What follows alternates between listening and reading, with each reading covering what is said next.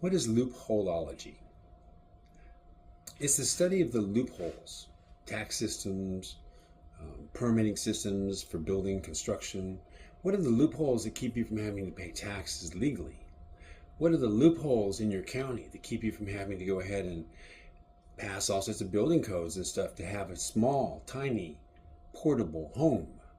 In Texas, that's defined as under 400 square feet, not connected to the utility system, and not requiring you to go ahead and have a solid foundation so it can't be moved later like a slab.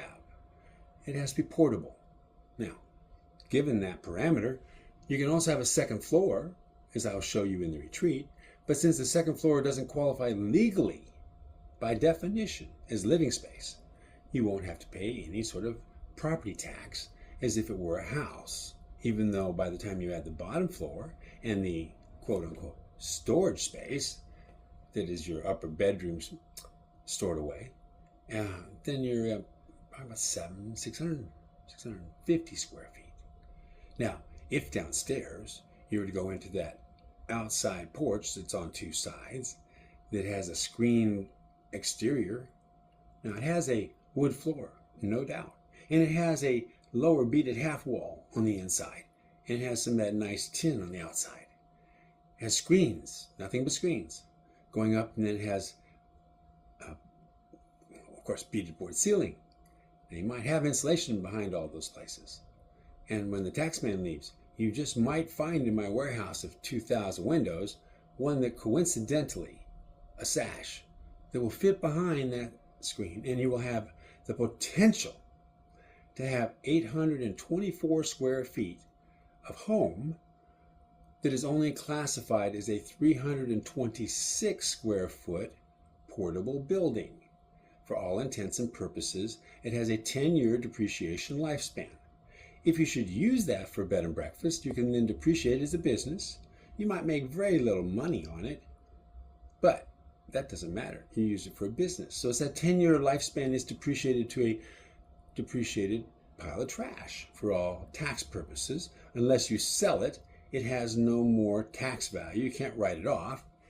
And, if you happen to give it to your child, or if your child happens to make an income off of it and they're under 18, well, the child doesn't have to pay an income tax on their income till they're 18.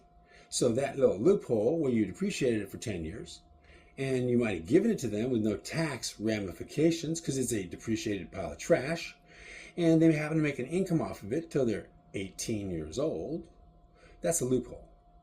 Now, if you also have walking water, so you walk your 5-gallon jug in there, and you put it on this little stand, and that happens to supply the 1 pint per flush that feeds your RV commode, that flushes into a black water tank, keeping that a portable building, and it has a portable tank for the septic. Now, if you come along the side with your little portable tank behind your lawnmower and drain the portable tank on the portable building into the tank on the lawnmower, you could then go dump it into your certified septic system every once in a while when you happen to use it and fill it. Now, normally you wouldn't, because most of your gray water, water from your shower, water from your sink, well, that goes out to your garden. So it takes a long time to fill a toilet, if you even use it, because you're usually going to the main house to eat breakfast and lunch and dinner and have sit downs with other people, and also happens to have a nice shower over there with lots of water and a bathroom, so that you have a common area that has all your amenities. Your private area is just for your special stuff, maybe your makeup, stuff like that. You go back over there your evening. You don't really need to have an elaborate setup for your master suite. So, this is the thought. Imagine you get a local outpost and you build suites, and you have a place where you can go eat all the time because somebody else cooks better than you do, and you have a place where you can go ahead and shower, and wow, imagine that. And imagine if you had a number of those little houses around that, so that everybody had their little space nice and private. They go over there and spend the weekend staying out of the way of everybody.